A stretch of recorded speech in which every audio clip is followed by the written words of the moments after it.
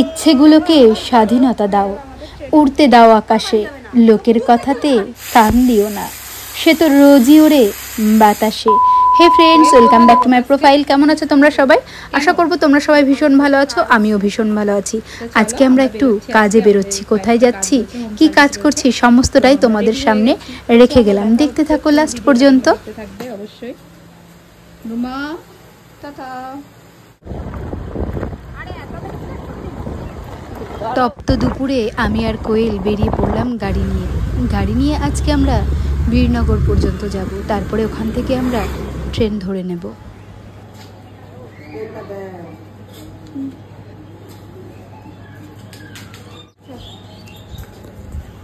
এই ট্রেনের চলে যাওয়া দেখে তোমরা নিশ্চয়ই ভাবছো আমাদের ট্রেন চলে গেল। না না, ওই ট্রেনে আমরা যাই, পরের ট্রেনে আমরা গেছি। আর উঠেই দেখি এই দিদিটা বসেছে। আর দিদির সাথে আমাদের অনেক পুরনো সম্পর্ক, তাই দিদির সাথে একটু গল্প করে নিলাম আমরাও।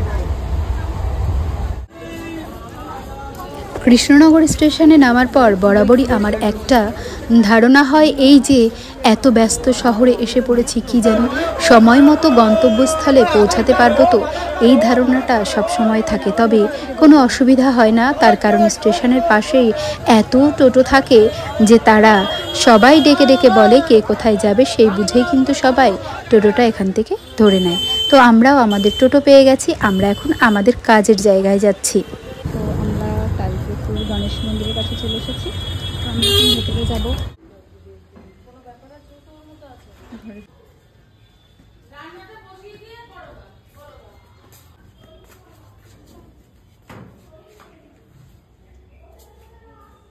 ঘরের ভেতর থেকে যদি এত সুন্দর দৃশ্য দেখা যায়, সত্যি মনটা যেন অসাধারণ সুন্দর হয়ে যায়।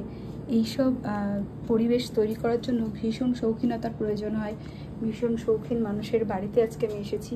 সত্যি আমার ভীষণ ভালো লাগছে, পরিবেশটা সত্যি অসাধারণ সুন্দর।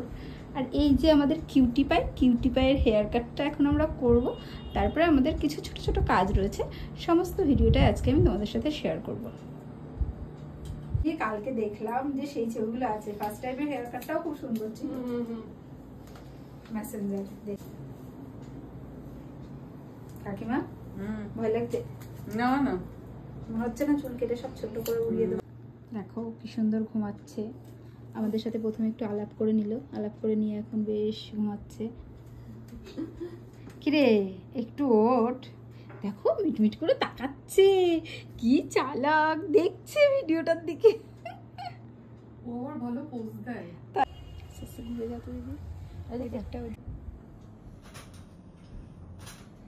কালারটাই খুশি তো দিদি? আমি কিছু এখনো দেখিনি।